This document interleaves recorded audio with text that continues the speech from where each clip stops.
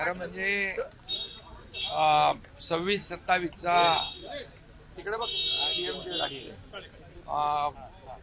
सिंहस्थ कुंभमेळा या ठिकाणी 26-27चा होतोय ऑगस्ट ते सप्टेंबर 27ला. आणि खरं म्हणजे आता देखील प्रयागराजला कुंभमेळा सुरू आहे. आणि दर 12 वर्षांनी या ठिकाणी नाशिक आणि त्र्यंबकमध्ये हा सिंहस्थ कुंभमेळा होतो आणि याच्यामध्ये कोट्यावधी भाविक या कुंभमेळ्याचा या ठिकाणी हजेरी लावत असतात, दर्शन घेत असतात आणि गोदावरीमध्ये स्नान करत असतात. त्यामुळे त्याची एक व्यवस्थित तयारी, त्याचं नियोजन यासाठी मुख्यमंत्र्यांच्या अध्यक्षतेखाली आज एक बैठक या ठिकाणी आयोजित केली होती.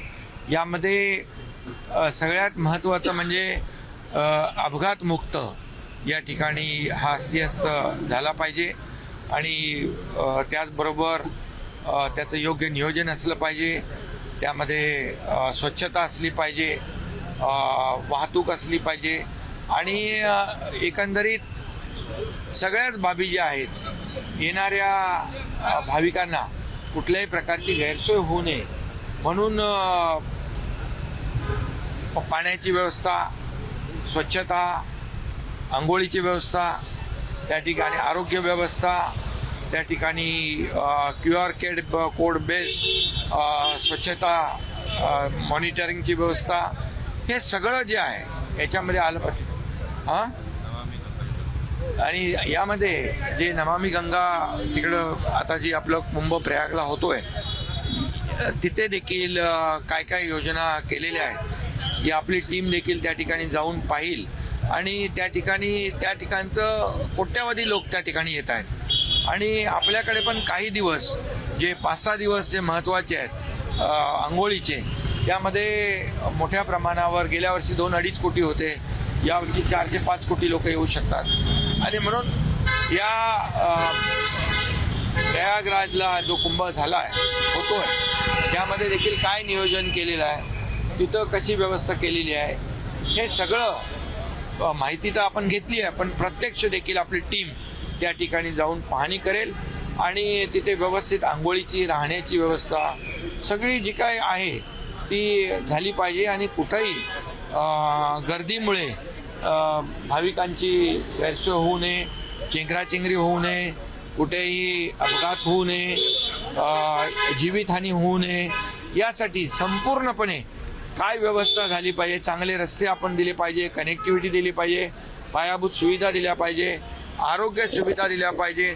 त्या ठिकाणी आपण टेम्पररी हॉस्पिटल आपण उभे करणार आहोत.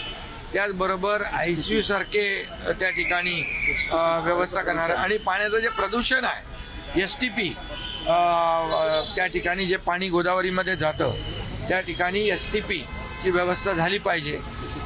यावर दूषित पाणी राहता कामा नये, स्वच्छ पाणी चा आंघोळीला लोकांना मिळालं पाहिजे.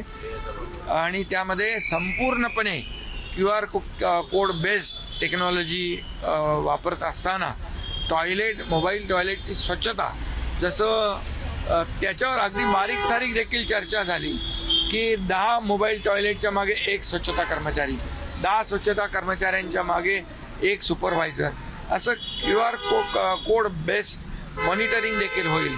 आर्टिफिशियल इंटेलिजन्सचा देखील त्या ठिकाणी वापर या ठिकाणी केला जाईल, जेणेकरून आपल्याला कुठल्याही परिस्थितीमध्ये तिथे येणाऱ्या भाविकाला गैरसोय होणार नाही.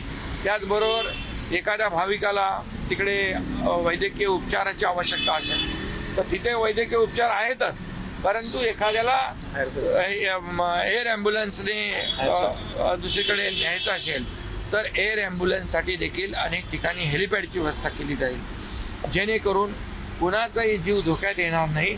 आणि जो आपला सिंहस्थ कुंभ मेळा आहे तो स्वच्छ आणि सुंदर आणि सुरक्षित आणि यशस्वी झाला पाहिजे. यासाठी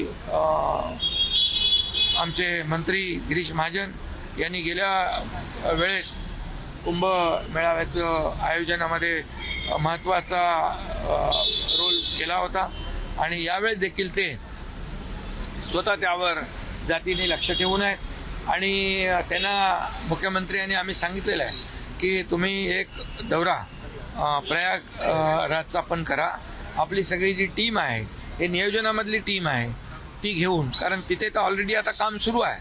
त्यामुळे अगदी स्वच्छतेपासून, पिण्याच्या पाण्यापासून, आंघोळीपासून, वैद्यकीय सेवापासून, अगदी टेंटपर्यंत सगळे जे काय अतिशय चांगल्या चांगल्या सुविधा ज्या आहेत, अतिशय उत्तम सुविधा ज्या आहेत, आरोग्याच्या दृष्टीने लोकांना मिळाल्या पाहिजेत, यावर पूर्णपणे अतिशय सविस्तर चर्चा झाली आणि त्या दृष्टीने प्रशासनाला तिथे सूचना दिलेल्या आहेत.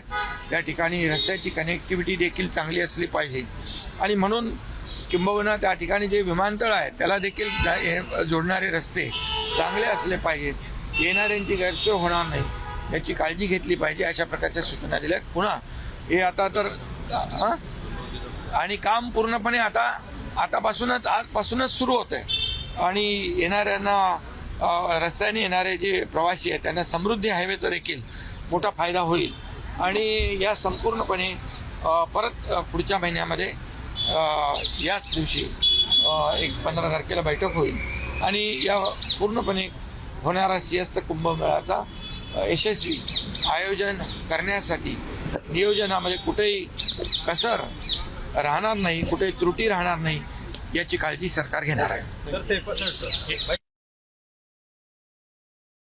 मध्ये प्रश्न विचारले जात आहेत, गृहमंत्री म्हणून फडणवीसांवर आरोप केले जात आहेत, काय कशा पद्धतीने? यामध्ये झालेली घटना अतिशय दुर्दैवी आहे आणि दुर्भाग्यपूर्ण आहे.